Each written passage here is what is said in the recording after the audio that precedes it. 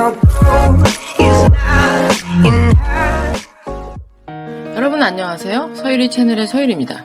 이번 영상에서는 많은 사람들이 꿈꾸는 인생 역전에 대해서 이야기를 하려고 하는데요. 인생 역전이라고 할 때는 짧은 시간에 삶의 수준이 급상승해서 인생의 판도가 바뀌는 것을 말하는 것이겠죠. 요즘 특히나 경제가 어려워지고 있고요. 이 와중에 부익부 빈익빈 현상은 다양한 양상으로 심화가 되고 있죠. 그러다 보니 많은 이들에게는 과거에서처럼 차근차근 돈을 모아서 집 한 채 마련하는 것은 거의 불가능한 일이 되어버린 지가 이미 오래고요. 내 집 마련은 고사하고 당장의 생존에 관한 문제도 해결이 안 되는 절박한 삶을 사는 사람들이 기하급수로 늘어나고 있는 추세예요. 이렇게 애초부터 없던 사람들이 더 힘들어지는 것은 기본이고 중산층의 몰락이라는 말이 심심찮게 들려올 정도로 먹고 살만했던 사람들도 하층으로 전락하는 일이 적잖게 벌어지고 있어요. 이제는 다수의 사람들이 상식적인 방법으로 돈을 모아서는 답이 나오지 않는다는 생각을 하게 됨으로써 운 좋게 한 방에 많은 돈을 벌고자 하는 한탕주의가 만연을 하고 있죠. 이러한 현상들은 얼마든지 이해할 수 있는 부분이긴 하지만 그러나 한탕이고 두탕이고가 중요한 것이 아니라 우리가 그토록 갈망하고 있는 돈의 본질이 도대체 무엇인지 이에 대해 우리는 과연 얼마나 정확하게 알고 있는가에 대해서 한번 점검해 볼 필요가 분명히 있다는 것인데요. 왜냐하면 돈이 움직이는 원리에 대해 전혀 모르는 상태에서 돈을 벌고자 욕심을 내는 것은 잡고자 하는 물고기보다 구멍이 큰 어망을 가지고 고기를 잡겠다고 하는 것과 하나도 다르지 않기 때문이에요. 돈의 본질에 대한 깊이 있는 이해를 위해서 우리가 주목해야 할 가장 중요한 첫 번째 포인트는 영혼의 질량이 돈의 질량을 능가해야 그것이 나에게 머무른다는 것인데요.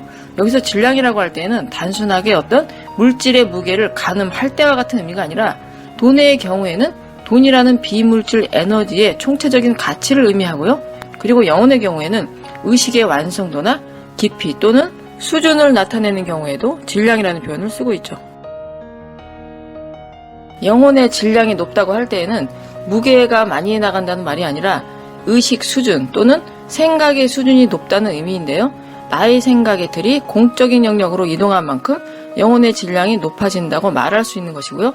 이는 또한 의식의 확장이라는 측면으로 이해할 수도 있을 것인데요. 나를 포함해서 얼마나 많은 외부의 대상들을 나의 일부로 인식하는가에 따라 질량의 높고 낮음이 판가름나게 되는 거죠. 이를테면 손가락이 잘렸을 때 그 고통이 직접적으로 뇌에 전달이 되는 것처럼 특정 대상들을 나의 일부로 인식한다는 것은 그저 말뿐인 그런 것이 아니고 실제로 그 상대들의 아픔이나 고통을 나의 것으로 느끼는 상태를 말하는 것이고요. 그렇기 때문에 상대들이 고통에 빠져 있을 때 그들의 고통을 해결하기 위해 앞뒤 가리지 않고 스스로가 움직이는 그런 수준을 말하는 것이죠.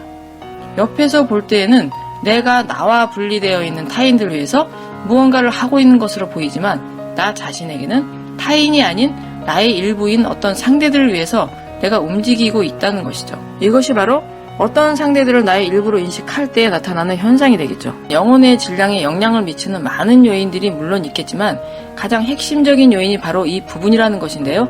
결국에는 이런 거죠. 내가 나의 일부로 느끼는 상대들이 많아질수록 영혼의 질량 또는 의식의 수준이 높아지는 것이고 공의 영역으로 이동하게 되는 것이고 의식이 확장되는 것이라 할 수 있다는 거예요. 예를 들어서 어떤 이들은 다른 사람들의 안위에는 전혀 관심이 없고 오직 나만을 위해 사는 경우가 있을 것인데요. 이 경우에는 오직 나 자신만을 나로 인식하는 경우를 할 수 있을 것이고요. 우리는 이런 성향의 사람들을 이기적인 사람으로 분류를 하겠죠. 그 반면에 어떤 이들은 나를 포함해서 사회 또는 국가, 더 나아가서는 인류 사회의 구성원 전체를 나의 일부로서 인식을 하고 인류의 공익을 위해서 스스로를 헌신하는 삶을 살고자 하는 사람이 있겠죠. 이때 우리는 이들을 사회의 훌륭한 사람으로 인식을 하고 공인으로서 존중하고 존경하게 되는 것이죠. 결국 모든 인류는 의식을 축소하기 위해서가 아니라 오직 확장하기 위해서 지금까지 노력해온 것이고요. 이것이 바로 진화의 정상적인 방향이라고 할 수 있는 것이죠. 한편 돈이라는 질량은 백성의 피와 땀으로 생산이 되어진 비물질의 질량이라고 할 수 있는데요. 그렇기 때문에 이는 그 성격상 공적이면서도 무거운 에너지 질량이라고 할 수 있어요. 또한 돈은 인류의 약속이다라고 할 때에는 돈이라는 것이 궁극적으로는 공적인 이익을 위해서 쓰여져야 한다는 범인류적인 약속이 애초부터 전제가 되어 있다는 뜻으로 이해를 하면 틀리지 않을 거예요. 이러한 근본을 좀 더 이해하기 위해서 비유를 들자면 이런 거겠죠. 백성이라고 할 때에는 밥을 벌어먹고 사는 문제 이외에는 특별히 다른 생각이 없는 근기의 사람들을 말하는데요. 이들이 먹고 살기 위해 일을 한다고 했을 때 이에 대한 마땅한 대가가 만약에 100이라고 한다면 그 중에 10을 그들에게 지불하고 나머지 90의 질량은 이런저런 방편을 통해서 중간계층으로 올려보내고 거기서 다시 상층으로 올려보내고 하다가 최종적으로는 최상층의 사람들에게로 가장 많은 양의 경제가 모이게 되면서 그들이 그 경제를 관리하고 운영을 하는 사회의 대표자 역할을 하게 되는 거죠. 어떻게 보면 딱 이런 거예요. 재주는 곰이 부리고 돈은 사람이 가져간다는 말처럼 죽도록 일하는 백성들은 겨우 밥이나 먹고 살게 만들어 놓고 마땅히 백성한테로 가야 할 돈의 대부분을 특정 소수의 계층이 거두어들여서 소유하게 되는 결과가 되기 때문에 그 깊이를 잘 알지 못하면 어마어마한 모순으로 밖에는 보이지 않는다는 거죠. 어찌 보면 상당히 불합리하게 들릴 수도 있는 돈에 관한 이러한 대자연의 운용 방식은 그러나 그 깊이를 파보면 그럴 수밖에는 없는 이유가 분명히 있는 것인데요. 이렇게 생각해 볼 수 있겠죠. 적절한 역할 분담을 통해서 각자의 일을 함으로써 한 집안을 일으키고자 한다고 했을 때 머리가 그리 좋지를 못해서 배움을 포기하고 집안에 돈을 벌어들이는 사람이 있을 것이고요. 그 돈을 한 곳에 흩어지지 않게 잘 모아서 관리하는 사람도 있겠죠.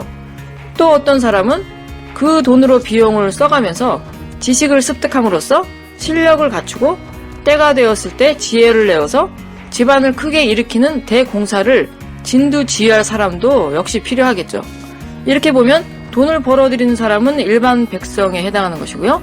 실력 발휘를 위해서 지식을 갖추는 사람은 말 그대로 사회의 각급 지식인층에 해당하는 것이고요. 돈을 모아서 관리 운영하는 사람은 일정 규모 이상의 경제를 쥐고 있는 사람들을 포함해서 상층의 경제인들에 해당하는 것이겠죠. 이것이 과연 사실이라면 배우지 못한 막내에게 단지 내가 번 돈이라고 해서 버는 족족 다 준다면 어떻게 될까요? 일단 막내는 그 돈을 잘 운용할 실력이 없기도 하고요. 또한 여분의 자금을 모아서 뭉쳐놓아야 나중에 큰 일을 할 때 비용으로 쓸 수 있음에도 불구하고 적지 않은 돈이 의미 없이 그때그때 다 흩어져 버린다면 미래를 준비할 수 없는 거겠죠. 그렇기 때문에 모든 식구들이 잘 살 수 있는 바탕을 마련하기 위해서 당장에 쓸 비용을 뺀 나머지는 책임자 역할을 하는 사람이 거두어들여서 한시적으로 관리하는 것이 효율적일 수밖에 없다는 거예요. 이렇게 영혼의 질량을 가늠하는 기준과 돈이라는 것이 왜 그렇게 무거운 질량일 수밖에 없는 것인지에 대해서 간단하게 정리를 해보았는데요. 나의 의식 수준이 사회 영역에 있는데 공적인 질량인 돈을 내가 감당할 수 있는 수준 이상으로 소유하기에는 무리가 있다는 것이 하나도 이상할 것이 없다는 거예요. 물론 여기서 말하는 돈은 일정 수준 이상의 경제를 말하는 것이지 사는데 기본적으로 필요한 정도의 푼돈을 말하는 것은 아니고요. 이러한 측면에서 생각을 해본다면 나의 영적인 질량이 돈의 무거운 질량을 능가해야 내가 비로소 그 질량을 내 것으로 삼고 붙들어둘 수 있다는 것에 대해서 조금은 이해가 될 것이라고 생각을 하는 것이고요. 만약 이것이 정말 사실이라고 한다면 일반 사람들에게 큰 규모의 경제가 함부로 주어지지 않는 이유나 또는 만약에 큰 돈이 나에게 들어왔다고 해도 그것으로 잘 되기보다는 이런저런 사고가 막 터지고 해서 결국에는 목숨처럼 쥐고 있던 돈이 훅 하고 빠져나가는 일이 많이 일어나는 이유가 어느 정도는 설명이 되겠죠. 이것은 마치 이와 같은 원리죠. 어떤 물건을 물 밑에 가라앉히기 위해서는 그 물건의 무게를 능가하는 돌덩이 같은 물체를 같이 묶어서 물속으로 던져야 비로소 물 밑으로 가라앉는다는 것과 같은 이치예요.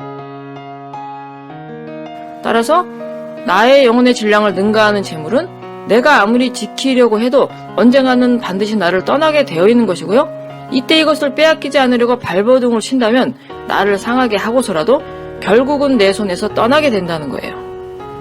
돈에 관해서 다음으로 주목해야 할 사항은 물질적 삶의 수준은 나의 영적인 성장의 단계에 따라 일어난다는 것이에요. 이 부분에 대해서는 이해가 잘 안 갈 수도 있는데요. 왜냐하면 과거의 돈의 운용 방식과 지금 시대의 그것이 굉장히 달라졌기 때문인데요. 과거에는 돈을 그냥 생산을 해서 지상에 쌓아놓는 일이 가장 중요했던 시절이었기 때문에 돈을 벌기를 원하면 얼마든지 벌 수 있었던 때였죠. 또한 일확천금의 대박 사건이 수시로 일어나기도 했고요. 따라서 경제적 측면에서의 수직 상승이 얼마든지 가능하기도 했었던 시절이었죠. 그러나 지금은 이 과정이 진지게 다 마무리가 되고 큰 규모의 경제는 이미 제 자리를 찾아서 들어앉은 상태이기 때문에 일반적인 사람들이 아무리 애를 쓰고 용을 써도 과거와 같은 대박 사건은 일어나지도 않을 뿐더러 혹 일어나는 것 같은 일이 있다고 하더라도 경우에 따른 시간의 차이가 있을 뿐 내가 잘 운영을 하지 못하면 다시 흩어져 버리고 만다는 것이죠. 다시 말해서 과거에는 돈 욕심을 내는 자들이라면 누구든지 간에 돈을 줄 수 있도록 허락했다면 지금은 나를 바르게 갖춘 자들에게 갖춘 만큼의 돈만을 허락한다는 것이고요. 동시에 돈을 쥐고 있는 자들이 바른 개념을 세우지 않고 욕심을 낸다면 언제든지 다시 걷어간다는 것인데요. 이것이 이른바 새로운 시대를 열어갈 돈의 광범위한 재편성이라고 할 수 있겠죠. 이렇게 욕심이나 재주가 아닌 오로지 의식의 성장 수준에 따라 그에 맞는 규모의 경제가 주어진다고 했을 때 그 성장이라고 하는 것도 철저하게 단계적으로 일어나는 것이기 때문에 어제까지 내가 거지로 살다가 오늘 아침에 백만장자로 되는 일은 절대 일어날 수 없다는 말이 되는 것이고요. 따라서 운 좋게도 갑작스럽고 급격한 정도의 경제적 상승이 만약에 일어났다고 한다면 이는 재앙의 역할을 하면 했지 인생 역전을 만들어주는 행운으로 작용하지는 않을 것이라는 것이죠. 이번 영상의 내용은 여기까지고요. 다음 영상에서 이야기를 이어나가도록 하겠습니다. 지금까지 시청해 주셔서 대단히 감사합니다.